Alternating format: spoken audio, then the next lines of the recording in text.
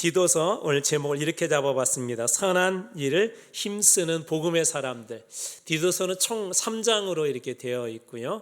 정말 선한 일을 힘쓰는 그런 믿음의 사람들에 대한 이야기들 함께 좀 나눠보도록 하겠습니다. 디도서는 우리 헬라어에서도 프로스티톤, 디도에게라고 라는 그 제목에서 알 수 있듯이 디도에게 보낸 서신서이고요. 또 영어 성경이나 그래서 한국 성경, 또 뭐 중국어 성경에도 바로 그 받은 사람의 이름을 이렇게 따서 디도서라고 보통 그렇게 부릅니다. 전통적으로 이 디도서는 사도 바울로 이렇게 이해를 하고 있고요. 디도는 목회자입니다. 목회자로서 같은 믿음을 따라 나의 참 아들이라고 사도 바울이 그를 이렇게 불렀고, 그에게 어떤 목회적 철학과 또 목회적 방침에 대해서 마치 디모데도 내 아들이다라고 그렇게 얘기했고 목회자였는데 같은 그런 맥락에서 그거 보시면 됩니다. 그래서 바울은 디도를 같은 믿음을 따라 나의 참 아들이라고 부를 뿐만 아니라 그에게 목회적 책임, 그 그레데라고 하는 그 섬에서 잘 감당할 수 있도록 그런 책임을 맡기고요. 또 디모데 후서와 함께 목회 서신으로, 디모데 전후서와 함께 목회 서신으로 분류되고 교회의 질서와 바른 교훈, 성도들의 그런 삶을 이렇게 강조하고 있습니다. 대략 기록 시기는 여기 주후 63년에서 한 65년 정도 되고요. 사도 바울이 1차에 감옥에 한번 갇힌 적이 있거든요. 그때 이렇게 감옥에서 나온 이후에 마게도냐 지역에서 디도에게 보낸 편지로 이렇게 추정되어집니다. 이때 당시에 디도는 그레데라고 하는 섬에서 사역을 하고 있었는데 성경에 중요한 섬 2가지가 나옵니다. 뭐 또 몇 가지 더 추가할 수는 있지만 첫 번째로는 그 사이프러스라고도 하고 구브로, 우리 성경에는 구브로라고 하는데 구브로라는 곳이 등장하고, 그다음에 또 하나 중요한 것이 그레데라는 곳입니다. 그레데는 그 지중해에 이렇게 있는데요. 아주 중요한 섬이고 구브로 섬보다 훨씬 더 그런 큰 섬입니다. 바로 그 섬에서 목회하고 있는 디도에게 그 보낸 서신서라는 걸 기억하고 말씀을 좀 이렇게 보시면 좋을 것 같습니다. 기록 목적은 그레데 교회, 그레데 섬, 먼저 그 섬의 이름을 따서 우리가 그냥 그레데 교회 그렇게 부르는데, 그레데 교회에 장로를 세워 교회 질서를 바로잡았으면 좋겠다. 목회는 이렇게 해보니까 혼자 할 수 없는 게 그 목회입니다. 동역하는 분들이 있고 특별히 또 협력해 주시는 분들이 계실 때 그 목회들을 잘 감당할 수 있는데, 디도에게도 바로 그러한 것들을 지금 이야기하고 있는 것입니다. 이렇게 하는 중요한 이유 중에 하나가 서신을 보낸 중요한 목적들, 초대교회 서신 목적 중에 이 내용들은 거의 빠지지 않은데요. 거짓 교사들의 잘못된 그런 가르침들이 교회 안에 이렇게 들어와 있습니다.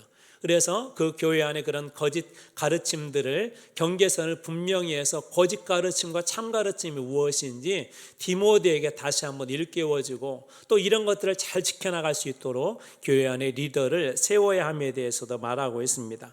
그리고 나아가서 성도들의 그런 바른 삶이 어떤 것들인지 가르쳐주기 위해서, 자 그렇다면 성도는 또 어떻게 해야 되는가라고 하는 그런 문제를 다루고도 있습니다.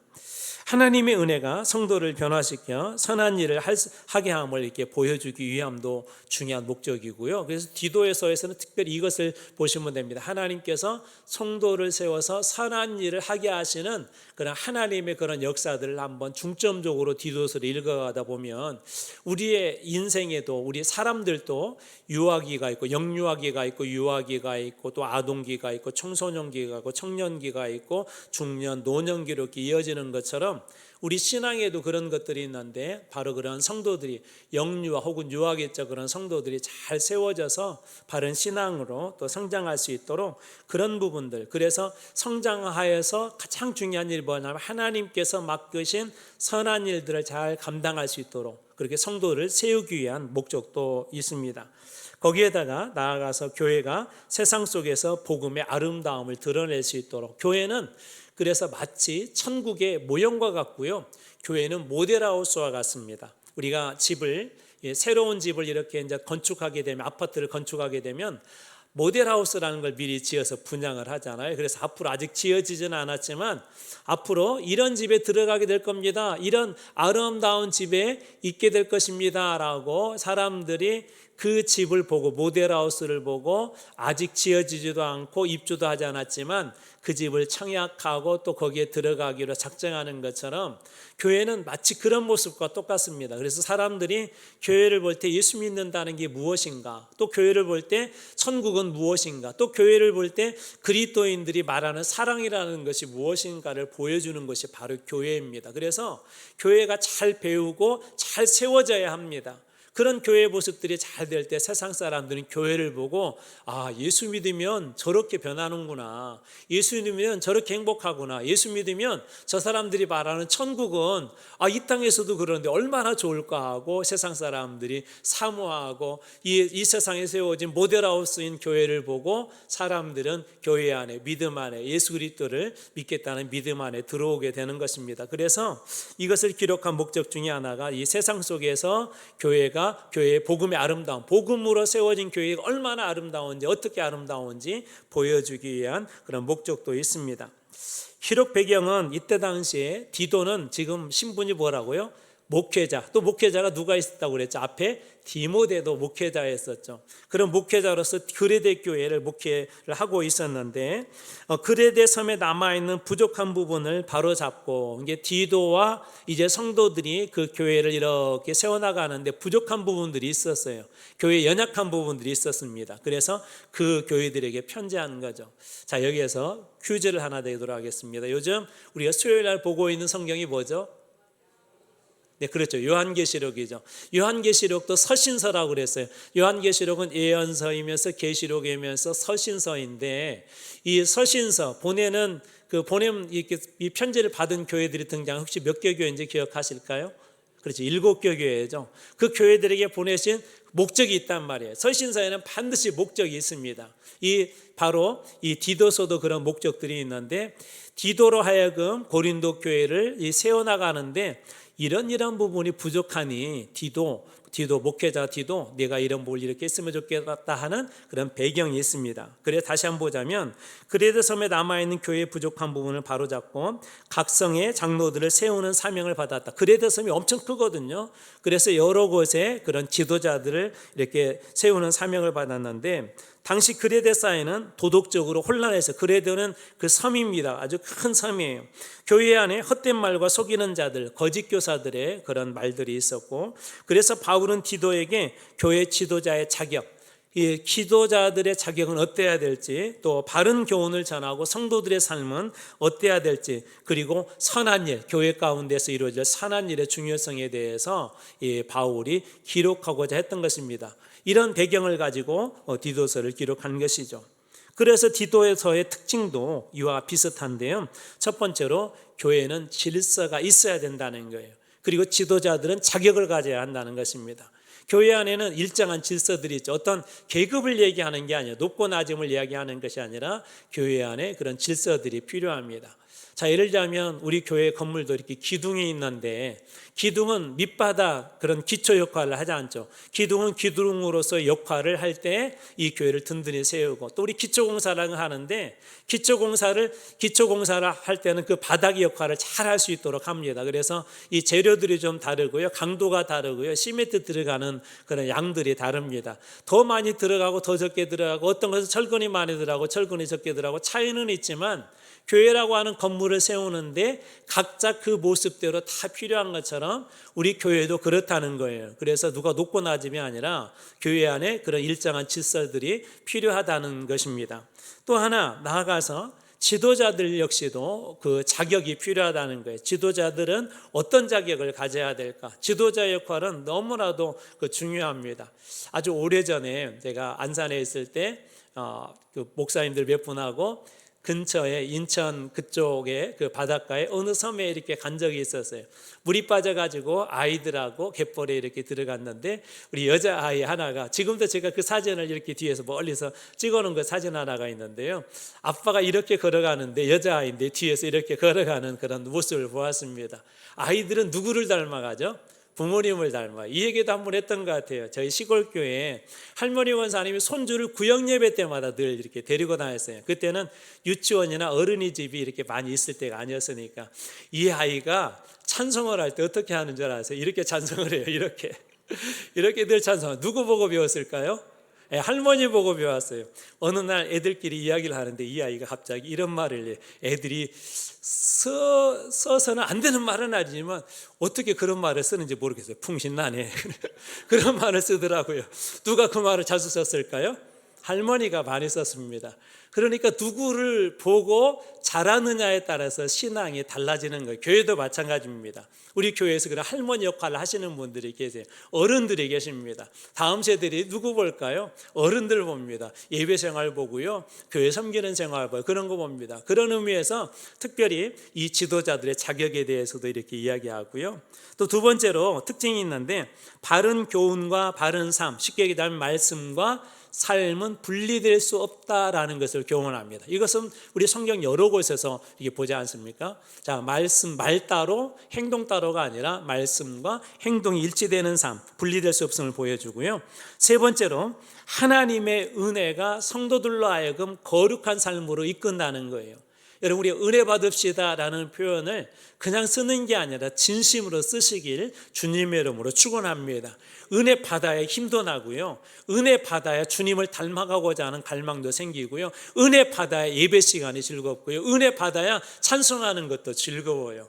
저는 여러분들이 그렇게 은혜 받아서 삶의 모든 곳에서 하나님을 정말 하나님 앞에 볼 때도, 야, 너는 볼 때마다 왜 이렇게 흥겹냐, 너는 볼 때마다 이렇게 얼굴에 웃음기가 가득하냐.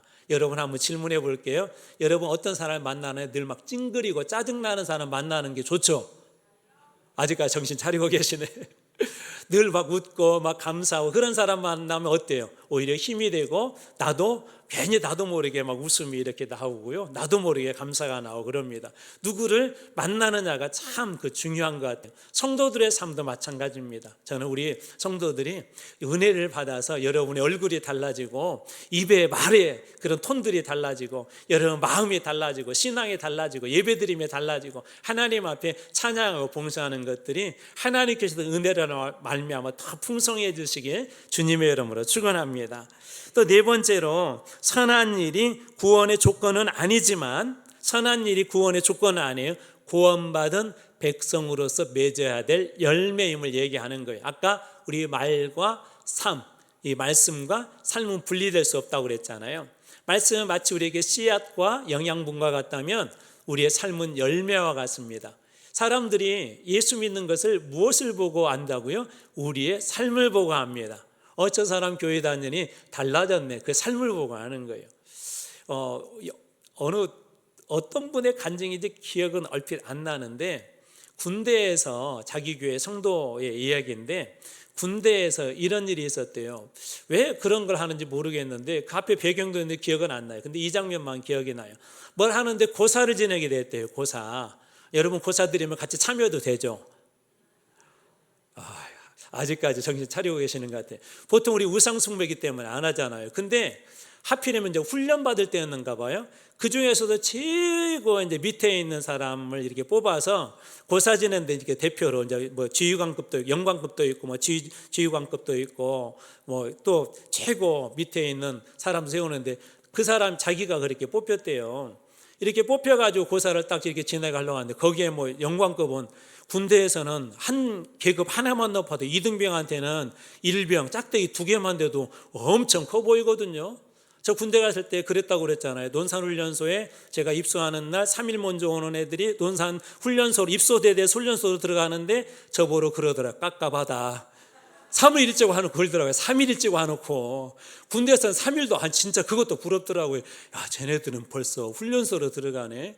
그러니까 얼마나 이게 최고 밑에 계급에다 군대 온 지 얼마 안 된 사람은 이 한 계급만 높아도 막 두렵고 떨리고 무섭고 막 이 위대하게 보이는데 거기에 영광급도 있는데 얼마나 그러겠어요. 근데 이분이 어떻게 담대한 마음이 생겼는지, 저는 그 그리스도 예수님을 믿습니다. 그리스도인이기 때문에, 기독교인이기 때문에 여기 절할 수 없습니다. 순간 서늘해졌대요. 큰일 날 줄 알았대요. 세상에 이제 막 들어온 훈련병이 막 저기 영광급 위에 대대장님 그런 분들이 말하는 걸 갖다가 거부했다고 혼날 것 같다 그랬는데 그분이 얼마나 센스가 있는지 분위기를 일순간에 바꿔요. 맞아. 우리 군대지만 종교의 자유가 있는 곳이니까 자 그리스도인들 예수 믿는 사람 다 예외 해가지고 그분의 한 번 고백 때문에 그날 모두가 다 고사를 드렸어야 되는데 그 고사에 참여해서 막 절도 하고 했어야 되는데 예수 믿는 사람들이 그 한 분의 고백을 통해서 다 빠지게 되었다는 거예요. 사실 두렵죠. 저도 군 생활을 이렇게 사병으로 해봤는데 쉽지가 않습니다. 고참들에게 한번 찍히면 그 사람들 제대할 때까지 어렵습니다. 그런 가운데 믿음을 고백한다는 건 쉽지 않죠. 마찬가지로 우리 신앙에도 그럴 때가 있지만 우리가 예수를 믿는다고 한다는 그런 구원의 확신이 있는 사람들은 우리의 삶의 열매도 다르다는 거예요. 이 구원의 이 선한 열매가 구원의 조건은 아니지만 구원받은 사람으로서 이렇게 고백할 줄 알고 또 그렇게 살아내서 믿음의 열매를 맺는 것이 그리스도인이라는 것을 바로 오늘 이 말씀에서 디도서에서 가르쳐주고 있습니다. 디도서의 구조를 보자면 크게는 이렇게 돼요. 크게는 보통 세 가지라고 보시면 돼요. 서론과 본론과 결론. 보통 본론의 결론은 어떤 것들이냐면은 우리의 삶과 대부분 관련이 되어 있습니다. 그래서 서론은 이게 서신서기 때문에 사도 바울의 인사로 이렇게 시작되어지고요. 결론은 대개 또 우리 편지를 맺을 때 이렇게 축복하는 말들로 맺게 되어 있습니다. 구절을 보자면 1장 1절에서 4절은 바울의 인사와 복음의 소망으로 서론으로 되어 있고요. 가운데 부분은 첫 번째 교회의 질서, 장로의 자격은 어떠해야 되는지. 자, 참고로 여기서 장로는 오늘날 우리 장로님들과는 다릅니다. 교회 지도자들, 목회자들을 포함해서 장로입니다. 우리 교단 헌법에도 목사도 장로인데요. 여기에서 좀 다른 게 있어요. 그래서 목회자와 장로를 그렇게 부르기도 합니다. 근데 여기서 장로는 바로 그런 목회자도 포함한다라고 보시면 되고요. 자, 장로의 자격과 거짓 교사들의 경계, 그리고 바른 교훈, 여러 성도들에게 주는 생활에 대한 권면이 있고요. 은혜와 구원, 하나님의 은혜와 그 삶은 어때야 되는지, 그리고 선한 삶, 세상 속에서 성도는 구원받은 자로서 어떻게 살고 어떤 열매를 맺어야 되는가에서 이야기하고, 마지막 결론으로는 마지막 부탁과 문안으로 이렇게 마무리되어집니다. 디도서의 주요 내용을 보자면 첫 번째로 믿음과 영생의 소망이에요. 디도서 1장 2절, 자, 영생의 소망을 위함이라. 이 영생은 거짓이 없으신 하나님이 영원전부터 약속하신 것인데, 자, 언제 약속하셨다고요? 영원전부터. 그 다음에 누가 약속하셨다고요? 오늘 말씀 표현대로 한번 대답해 주시면 감사하겠습니다. 조금 더 확장해 보세요. 그렇죠. 거짓이 없으신 하나님. 이것을 우리 옛날 우리 성경 지금도 그렇게 써 있지만 어떻게 표현한다고 그랬죠? 거짓 없으신 하나님, 신실하신 하나님. 오전에 했는데 미쁘신 하나님. 그래서 미쁘다는 말이 그런 의미도 있어요. 거짓이 없다, 신뢰할 만하다는 그런 의미 있는데, 하나님은 어떤 분이시라고요? 거짓이 없으신 하나님이 우리들에게 무엇을 약속하셨대요? 영생을 약속하셨대요. 영생. 이 그레데 섬에도 이때 당시에도 아직도 이 교회는 마이너리티였기 때문에 예수를 믿는 것은 쉽지 않았습니다. 이 이야기도 여러 번 했던 것 같아요. 오늘날 이집트에도 가면 예수를 믿는다는 건 참 어렵습니다.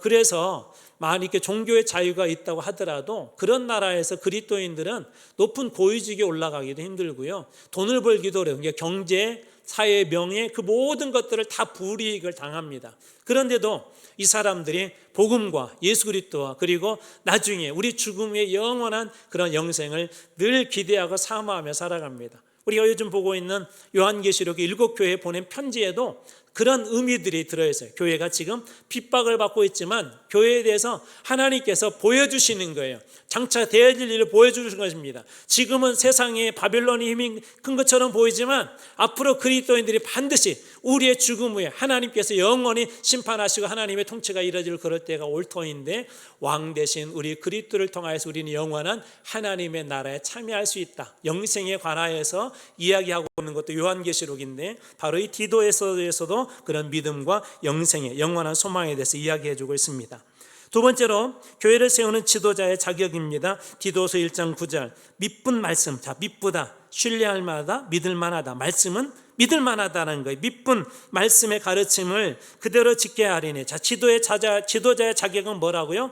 믿을 만한, 하나님 확실히 믿는, 하나님의 말씀의 가르침을 어떻게 지켜야 된다? 그대로 지키는 사람이 바로 지도자가 되어야 된다는 거예요. 이는 능히 바른 교훈으로 권면하고 거슬려 말하는 자들을 책망하게 하려 함이라. 무슨 얘기냐면 우리의 이 말은 이렇게 하는데 다른 사람한테 말은 저렇게 하는데 원래 이렇게 이야기해야 되는데 말은 이렇게 해야 되는데 말은 이렇게 해요.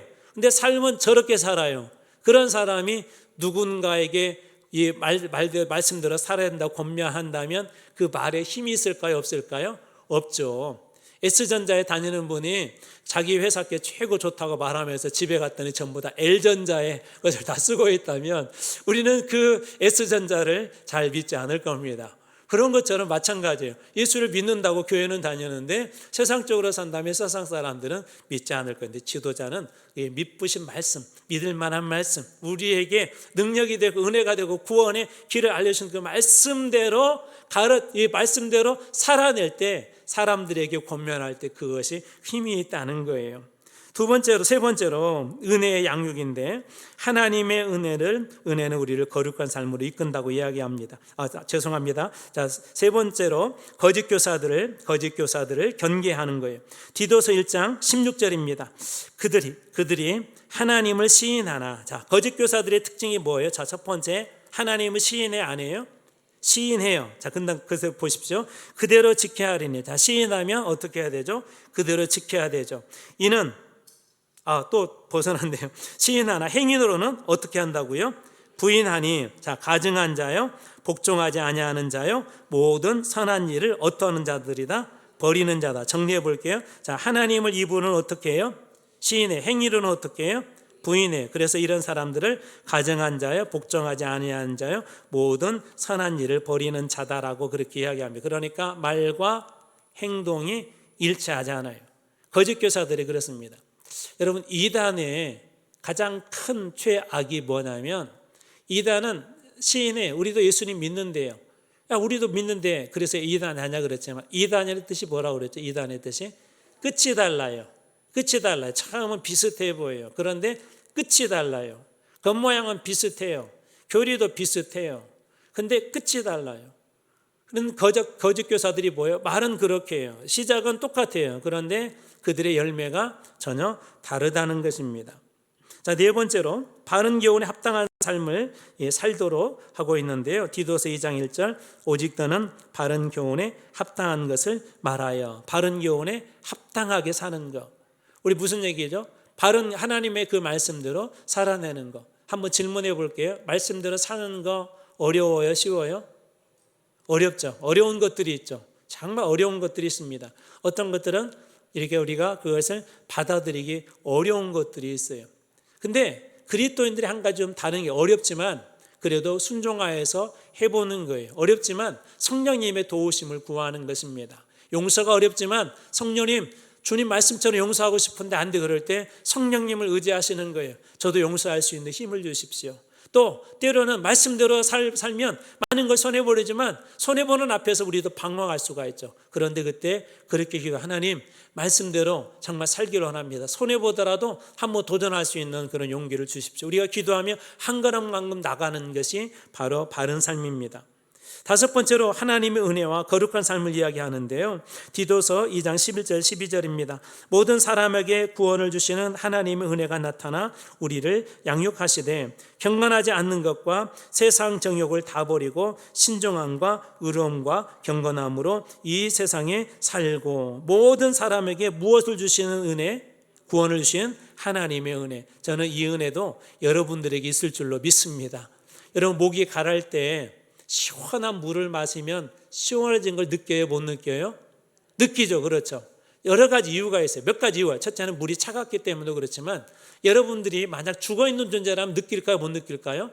느끼지 못하죠. 이런 분도 제가 있다고 그랬었잖아요.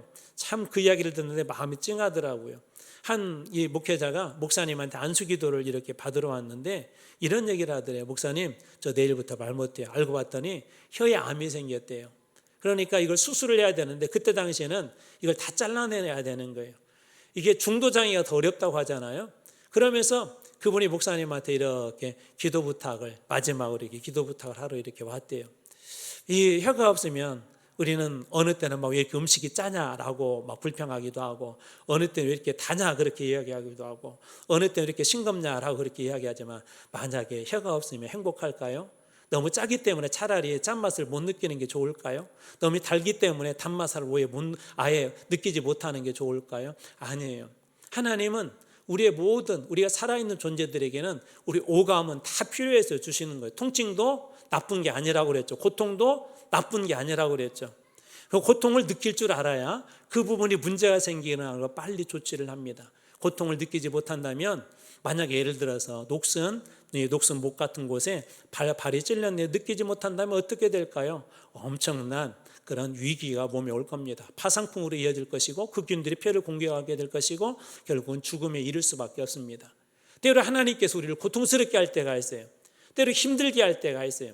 내 인생이 하나님의 경계를 벗어날 때, 하나님의 은혜를 벗어나고자 할 때, 하나님께서는 살려주시려고 하는데 자꾸 벗어나려고 할 때, 하나님께서 깨닫게 하기 위해서 고통스러운 저 밑바닥으로 떨어지게 합니다. 우리가 잘 아는 요나는 선지자였지만 하나님의 말씀을 버리고 그는 엉뚱한 방향으로 도망을 치죠. 그러다 풍랑을 만납니다. 풍랑은 그를 살려고자 한 하나님의 은혜였어요. 그러다가 사람들이 그 사실을 알고 요나를 바다에 던집니다. 바다에 던짐당한 건 사람들로부터 외면이기도 하고, 자기가 그렇게 고백은 했지만, 어쩌면 저 같으면 그런 생각했을 것 같아요. 목회자가 나를 던져라 그래놓고, 그래도 저놈들 안 던지겠지, 그런 생각할지도 모르겠어요. 그런데 그를 던져버립니다. 그리고 그는 깊은 바다 속에서, 물고기 뱃속에서 3일 밤 3일 이 밤낮을 그곳에서 보내게 되죠. 그리고 나서 그가 깨달은 게 있습니다. 하나님을 다시 찾게 되고, 그리고 요나서 2장에 보면 나는 감사하는 목소리로 주께 제사를 올려드리겠습니다. 그의 고백이 바뀌기 시작합니다. 고난이 그를 다시 선지자라는 제자리로, 사명의 그런 제자리로, 그래서 그는 그 고난의 자리에서 원래 가야 될 니느웨를 향하여서 그는 다시 한번 나갈 수 있는 힘이 생기기도 했던 것이죠.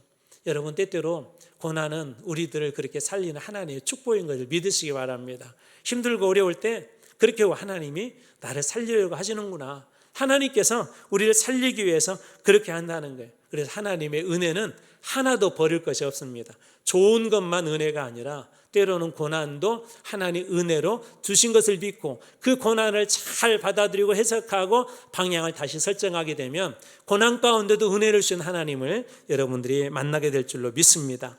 여섯 번째로 구원의 근거와 선한 일, 우리의 구원의 근거는 뭘까요? 디도서 3장 5절입니다. 우리를 구원하시되 우리가 행한 바 의로운 행위로 말미암지 아니하고 오직 그의 긍휼하심을 따라 중생의 씻음과 성령의 새롭게 하심으로 하셨나니, 의로운 행위로 말미암지 아니하고. 초대교회의 가장 큰 잘못된 구원관 중에 하나가 여기에 있었어요.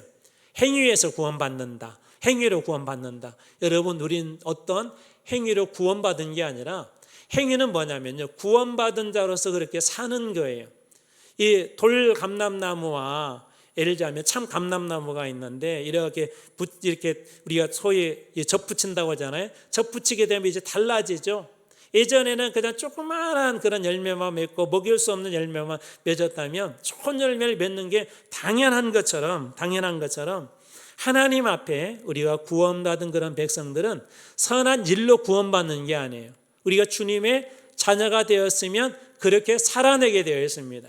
하나님의 자녀는 말이 달라지고요, 행동이 달라지고 열매가 달라집니다. 저는 우리 교회 안에 이런 선한 열매들이 많이 맺혀져서 구원받은 자로서의 세상에 그런 열매를 보여주는, 하나님의 풍성한 수확을 보여주는 그런 교회가 되기를 주님의 이름으로 축원합니다.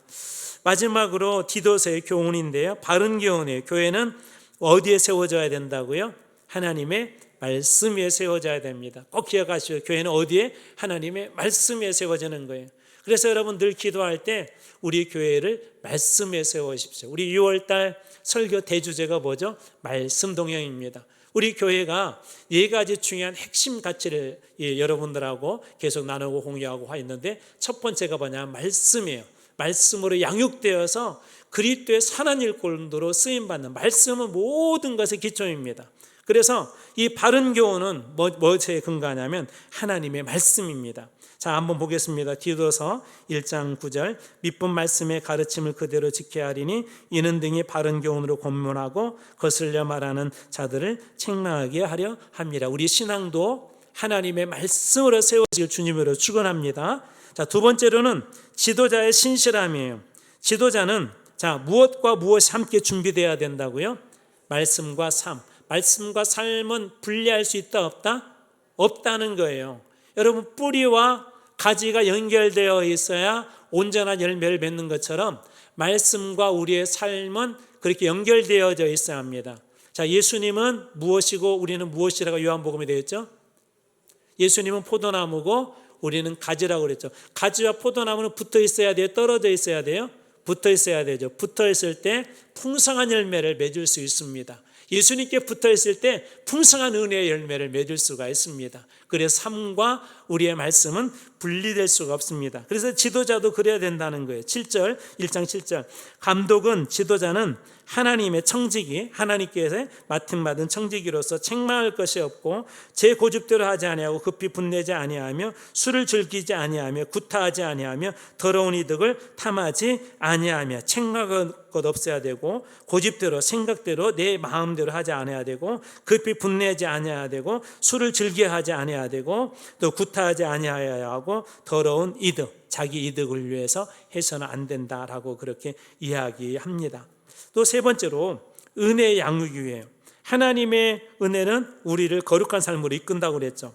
디도서 2장 12절, 우리를 양육하시되 우리를 기르시되 경건하지 않은 것과 이 세상의 정욕을 버리고, 두 가지를 버리래요. 뭐죠? 무엇을 버리라고 하죠? 경건하지 않는 것과 이 세상의 정욕. 경건하지 않는 것은 하나님과 교제하는데 걸림돌이 되는 것들을 이야기하고, 이 세상의 정욕은 뭐냐면 세상 사람들이 추구하는 이득, 가지고 싶어하는 욕망, 그런 것들을 이야기합니다. 자, 그런 것들을 그럼 다 버리고 신중함과 의로움과 경건함으로 이 세상에 살고, 우리를 양육하시되 어떻게 해요? 경건하지 않는 것과 정욕은 다 정욕은 버리게 하고 신중함과 의로움과 경건함으로 살 수 있도록 우리를 하나님께서 양육하신다라고 이야기합니다. 자, 우리의 구원의 근거는 뭘까요? 디도서 3장 7절 앞에서 했지만 한 번 더 봅니다. 우리로 그의 은혜를 힘입어 의롭다 하심을 얻어. 우리의 구원의 근거는 뭐예요? 말씀드리자면 은혜죠. 하나님의 은혜로 구원을 받은 거예요. 자, 행위로 구원받았다. 맞다, 틀려요? 틀립니다. 행위는 뭐예요? 구원받은 자들의 열매예요. 그 삶이 그렇다는 것입니다. 포도나무에서 무엇을 맺죠? 열매를 맺는데 무슨 열매를 맺죠? 자, 포도나무를 심었는데 포도를 너무 좋아해요. 포도나무를 심었는데 막 감이 열렸어요. 물론 좋아할 분 계시겠지만 그건 목적에 맞지 않는 것이죠. 자, 포도나무를 심으면 포도 열매가 당연히 맺힌 것처럼 구원받은 사람에게는 구원받은 자로서 당연히 맺혀야 될 열매가 있는데, 대표적으로 갈라디아에서 나온 성령의 열매와 같은 것들이 바로 그런 것들입니다. 그래서 하나님은 우리로 하여금 은혜로 구원받게 한 것이지 어떤 선한 일이 아니라는 거예요. 우리는 은혜로 구원받은 거예요. 그러나 거기에서 멈추면 안 된다고 그랬죠. 구원받은 자로서 무엇을 맺어야 된다고? 열매를 맺어야 된다는 것입니다. 자, 마지막 다섯 번째, 구원받은 성도는 무엇에 힘써야 된다고요? 선한 일에 힘써야 된대요. 이 말이 미쁘도다, 믿을만하도다. 원하건대 너는 이 여러 것에 대하여 굳게 말하라. 거기에 있는 교인들에게 또 선포하고 교회를 그렇게 하라는 거예요. 이는 하나님을 믿는 자들로 하여금 조심하여, 경계하여, 두려워하여, 때로는 그것을 향하여서 잘 살펴봐서 조심하여 선한 일을 힘쓰게 하려 함이라.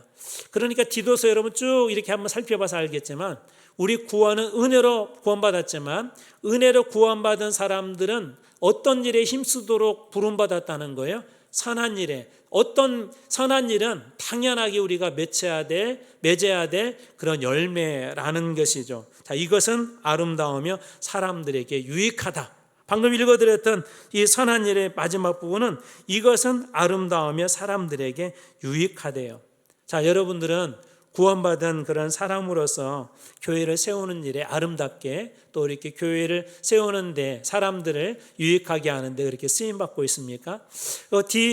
디도에게 사도 바울이 가르치고 싶었던 교훈이 그런 거예요. 우리는 은혜로 구원받았지만 끊임없이 세상은 거짓 교사들로 하여금 교회를 어지럽게 할 것이다. 그러나 은혜로 구원받은 자로서 잘 양육되어서 선한 일에 힘쓰는 자가 되어라. 힘쓰는 교회가 되어라. 그것이 교회가 나가야 될 방향이다. 그래도 교회 안에 그런 문제들이 있었기 때문에 그래요. 거짓 교사들이 들어와서 야 구원받았으면 끝이지 뭐 거기에다가 우리가 왜 이런 일을 해야 돼. 그런 아마 교훈도 있었던 것 같고요. 또 이 구원받았다는 그런 이유로 교회를 어지럽게 하는 그런 사람들도 있었던 것 같고, 또 하나 어떤 사람들은 행위로 구원받는다라고 하는 그런 사람들도 있었던 것 같습니다. 말씀을 정리합니다. 우리는 은혜로 구원받았고 구원받은 자로서 당연히 선한 일을 힘쓰며 사는 것은 당연한 그런 일들입니다. 이 일들을 감당해 나갈 때 여러분들을 통하여서도 그래도 교회가 디도와 또 지도자를 통하여 잘 세워진 것처럼 오늘 여기 계신 여러분들을 통하여서 우리 교회가 잘 세워져서 세상 사람들 보기에도 아름답고 또 선한 일을 또 힘쓰므로 하나님께서 주신 이 복음의 열매를 많이 맺는 여러분들과 우리 교회 그리고 여러분들 다 되시길 주님으로 축원합니다. 기도하겠습니다.